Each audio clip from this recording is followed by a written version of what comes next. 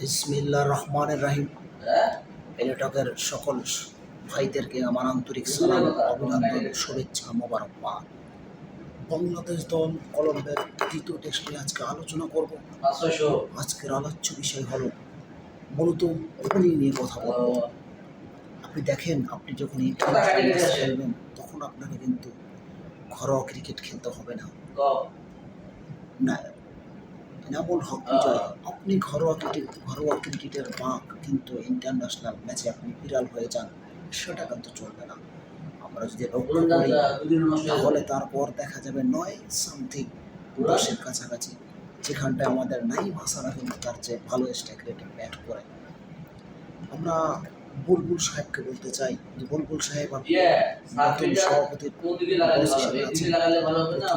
সব সিলেকশন প্যানেলের সাথে কাজ করতে হবে। সেখানটায় নিপুণ রয়েছেন যিনি ক্রিকেট সম্বন্ধে যার কোনো আইডিয়াই নেই। আপনি বিজয়কে প্রথম ম্যাচ দেখলেন যে টপ মারে, সে ভালো রানে নেই, ওকে বাদ দিয়ে দেন দল থেকে, ওখানে মিরাজকে ইনক্লুড করেন। মেহেদী হাসান মিরাজ আপনারা জানেন বাংলাদেশ দলের একজন অলরাউন্ডার খ্যাতিমান ব্যাটসম্যান। আপনি ওপেনিংয়ে যদি মিরাজকে খেলাতেন তাহলে দুটো সুযোগ হতো, আপনি জাকির হাসানকেও খেলাতে পারতেন। পক্ষান্তরে মিরাজ কিন্তু ওপেনিংয়ে ভালো একটা 80-90 রান পার্টনারশিপ সিঙ্গেল নিয়ে দিতে পারতেন। সেক্ষেত্রে আমাদের জন্য প্লাস পয়েন্ট। টেস্ট ক্রিকেটে যেটা দরকার সেটা হলো পার্টনারশিপ, আর এই পার্টনারশিপকে মেহেদী হাসান মিরাজ দিতে পারতো।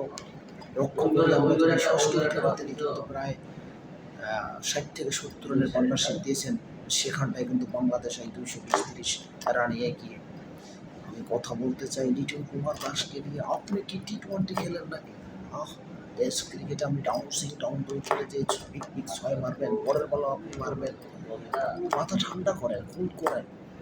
যাই হোক, কলম্বো টেস্ট বাংলাদেশ দলের যে ক্রিকেটাররা সেটাকে কীভাবে অ্যানালাইসিস করে সেটাই দেখার পালা। 220 উইকেটের প্রথম দিনের খেলা শেষে আপাতত এই পর্যন্তই। ভালো থাকুন, শুভেচ্ছা সবাইকে।